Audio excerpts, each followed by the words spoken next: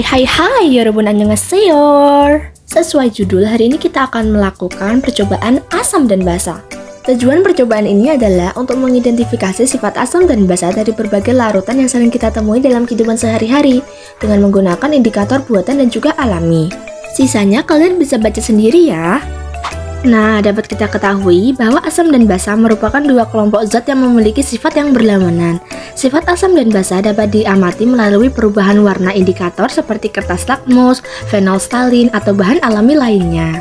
Teori kedua yaitu skala pH digunakan untuk mengukur tingkat keasaman dan kebasaan suatu larutan, di mana pH 7 menunjukkan larutan netral, pH kurang dari 7 menunjukkan larutan asam, dan pH lebih dari 7 menunjukkan larutan basa.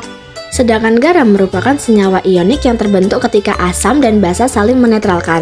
Meskipun tampaknya larutan garam selalu netral, larutan garam seringkali bersifat asam dan basa. Nah, dapat kita lihat pada skala pH meter berikut ya. Semakin asam suatu larutan, maka semakin merah warnanya.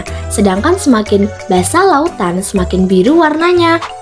Sekarang, siapkan alat dan bahan untuk melakukan percobaan asam dan basa. Untuk bahan-bahannya, kalian bisa lihat di video berikut ini ya.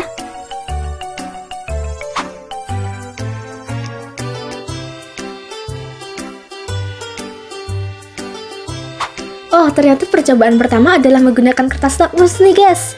Pertama, siapkan alat dan bahan. Kedua, celupkan ujung kertas lakmus merah dan biru ke dalam setiap larutan secara bergantian.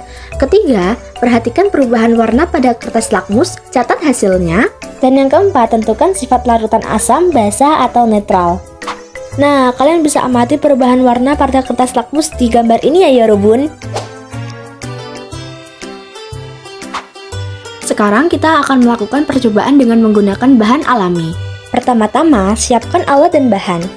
Untuk membuat indikator alami, kita perlu menghaluskan bahan alami, tambahkan air, saring, lalu dapatkan ekstrak warnanya. Kemudian, kita teteskan indikator alami pada setiap larutan. Di sini, aku menggunakan indikator alami dari daun jati muda.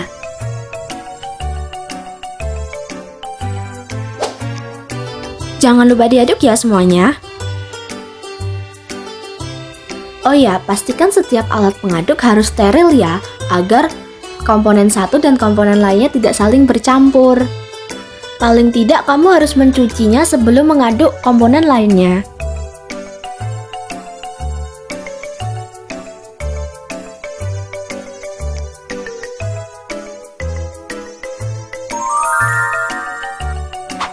Finally, percobaan selesai. Sekarang kalian bisa amati data hasil pengamatan berikut ini. Dari analisis data, mayoritas sampel yang diuji bersifat asam. Hal ini ditunjukkan oleh perubahan warna indikator alami daun jati muda menjadi warna merah, serta perubahan kertas lakmus biru menjadi warna merah.